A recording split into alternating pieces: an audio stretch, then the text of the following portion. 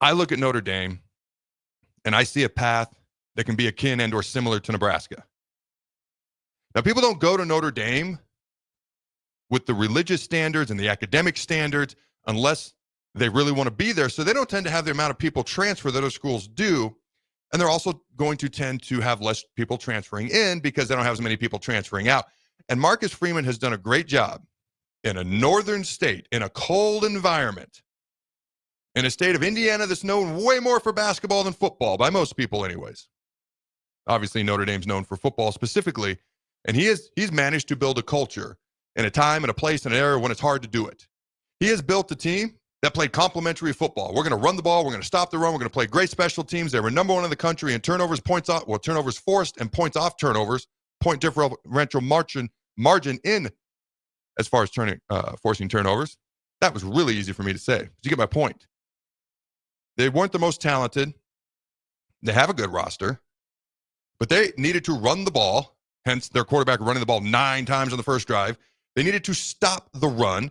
They needed to beat you in the little things, special teams, turnovers, penalties. And that was really how they did it all year. Outside of one game,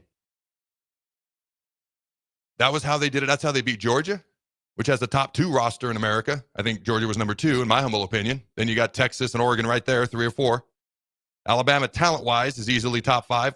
Talent composite rankings has them number 1. A lot of young players. Mentioned that a million times.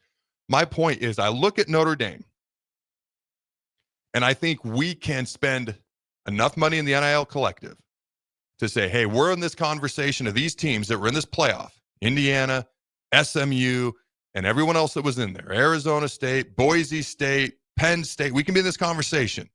Now, Matt Rhule's obviously made some adjustments. He's obviously building more through the portal, and necessarily so. I mean, we had to. And you could argue maybe he was too loyal to some of the older players for too long. That's a fault that I don't hate in a coach, but he's recognizing things he needs to change. Special teams, offense. All right, I'm going to have to go more through the portal. He's learning on the job. Tom Osborne learned on the job. Other coaches have learned on the job. Ryan Day is still learning on the job because when is he going to beat Michigan? Hey, I'm happy for the guy. But he's still learning on the job, and he just won a national title. I look at Marcus Freeman. I see similarities as far as conduct of character between him and Matt Rhule. They both are high-class individuals. I see guys who want to build a program from the inside out while calling necessary audibles in the way they're going to build the program along the way. I see guys who want to play physical football, want to play defense, want to run the ball, although I am excited to see Dana Holgerson's offense next year. I know it's not pure air raid, but I'm excited to see it nonetheless. And I look at a school like Notre Dame that Brian Kelly said, you can't do it here. Clearly you can. And I look at a school like Nebraska, where people say, you can't do it there. Bull crap, you can. Did it here for over 40 years. First and foremost, have done it with other programs. Look at volleyball. Baseball just won a Big Ten title. Nebraska women's basketball is doing pretty good. You look at wrestling's top 10. It can be done here. Don't give me that crap. I already talked about how every national champion, JUCO, FCS, FBS, and the like, all of them are from the North this year. It can be done. Brian Kelly said it couldn't be done at Notre Dame. I'm going to LSU, where Marcus Freeman is going to have a better win-loss record than me going forward, but I'm going to go anyways. And Marcus Freeman's done a great job. I think the kicker for me was when Brian Kelly started whining, complaining, and moaning when he lost 2 5-star players because they went elsewhere for more money. And I'm like, pot, kettle black. What? That's when I kind of turned on Brian Kelly. Like, all right, I hated what you did. Now I hate that you're whining about people doing the same thing that you did. I'll leave Brian Kelly alone. My point is simply this. I look at the effort our NIL is making. I look at how Notre Dame won and has been built.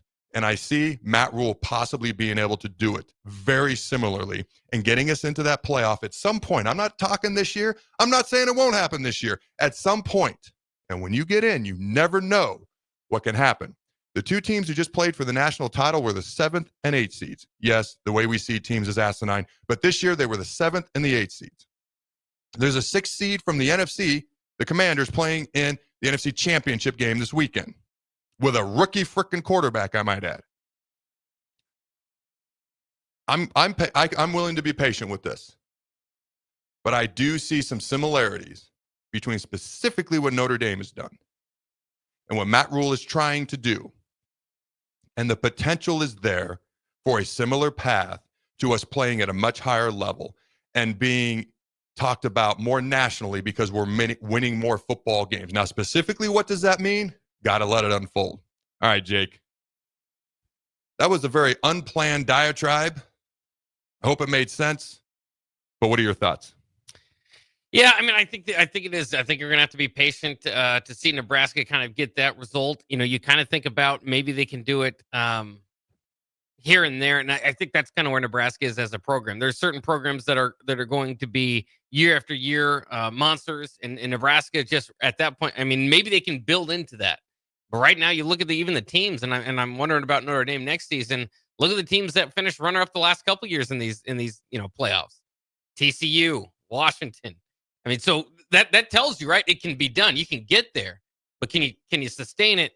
We'd have to wait and see. But my God, Nebraska fans would just like to get there. One season, one great season would be enough for Nebraska fans, at least for a bit. You make a good point with the runner-up. I mean, if you remember, TCU actually didn't win the Big 12. Kansas State did that year. So I always thought TCU was kind of fraudulent. Had they gone undefeated, won that overtime game, the Big 12 Conference Championship game versus Kansas State, I would have felt different. But I was kind of like, oh. And then they beat Michigan, which is kind of those anybody can beat anybody on any given day type games. That's how I felt. Like, didn't J.J. McCarthy have like 4 picks and 2 pick sixes? Like, just kind of an anomaly type day. And TCU was good, but I didn't even think they should be one of the top 4 teams. But hey, kudos to them. You look at Washington, I can tell you for a fact they were built different. They were built through the portal. People came, people left. There's going to be a lot more volatility if you build purely through the portal. Look at Florida State. About as volatile as you can get. Undefeated to, my God, what were they? 2-11 since if you include the 63-3 Orange Bowl loss to Georgia and then this past season where they went 2-10. And they only beat one FBS team. That's kind of why I'm like, I see Rhule adjusting and doing more through the portal. But that's kind of why I looked at Notre Dame. They want to build more from the inside out, have a better foundation. So while it may take longer, which is why I preach patience, and I'm like, give it time. I'm willing to be patient. I think it'll be more sustainable long term. And I just want to get in the conversation. So I kind of think like Matt Rhule, the way he's wanting to do things, build things. I see it akin. And just like I said, the conduct of their character. It's hard not to just be a fan of Marcus Freeman in general. Matt Rhule kind of approaches things very similar, in my humble opinion. Like I said, very high classy guys who want to do things the right way. And that's kind of why I look at Notre Dame, and I don't know if they'll make the national title game next year or whatever. I have no idea what they do or don't have coming back. But I do know they're built more from the inside out. And I think it's a little bit more sustainable to be consistent long term. So any final thoughts there, Jake? No, it makes some good points. It's just interesting to see. Again, Nebraska has their own challenges. I think for me, it's hard to jump to that level of asking this, right? Like that's the goal and that's the hope at some point. But even when Nebraska builds back to, hopefully your 8-9 win mark, Matt Rhule's going to have to start proving he can win top 25 games. I mean, there's a few hurdles for me to get over about consistent, let alone consistently beating Minnesota's and Iowa's before we get into making a college football playoff run. Now it can all happen at once. Some of these teams have done that, right? Indiana, who just went from, really down low to a college football playoff appearance. So it can happen at once, but just seems like a lot of obstacles to bypass along the way. No, you make a great point. Like Indiana went from 3-9 to 11-1. They won more total combined games this year than they did the previous 3 years combined. They won more Big Ten Conference games this year than they did the previous 3 years combined. So you make a great point. What I'm not saying is I'm not saying this year. I'm not even saying next year. Okay. What I am saying is being patient a couple years down the road. I'd be happy. We've talked about the leap and the jump, and I'm sure we'll talk about that more throughout the offseason. To me, that says 9 wins. I'd be shocked if I ever do a preseason prediction where I predict us to win 9 games. I'd be flabbergasted. That's Rhule saying jump, the year 3 jump, which I wish he'd stop saying. It just brings undue and unnecessary pressure that maybe he thrives under. Maybe that's why he does it. I'd be happy with 7, I guess. That'd be like the bare minimum. Let's keep getting better. I think 8 would be pretty good. And if we had a long snapper this year, we could have beaten Illinois and at least tied Iowa, gone to overtime, probably win that game. We win 8 games this year.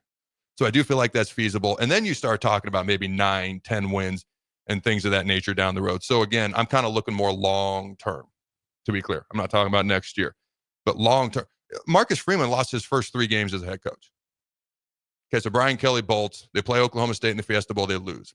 Then they lose the opening game the next year. Then they lose to freaking Marshall. And, oh, wow, people were starting. The locker room that erupted when he was announced as the head coach, all of a sudden everyone was like, this may not be the guy. So he started off pretty rough as well. You look at Ryan Day, who's been probably the most heavily criticized coach in America. All right. And so it took Marcus Freeman a while to build it back up and to get that first win and kind of build from there. So maybe it's a little bit similar to Matt. Maybe we get 8 wins this year. Maybe we build to 9 or 10 the next year. And then maybe we're in a conversation where hopefully we're not as volatile as some of these other teams, but we're in that conversation for potentially going to Indy if we can beat the Minnesotas and the Iowas and all those teams consistently, like you said, because that's a great point. But then we're in that conversation for, hey, can we get in the playoff somehow? And by then, it maybe have 82 teams in it. So, by then we might be in the playoff just if we go 500. So.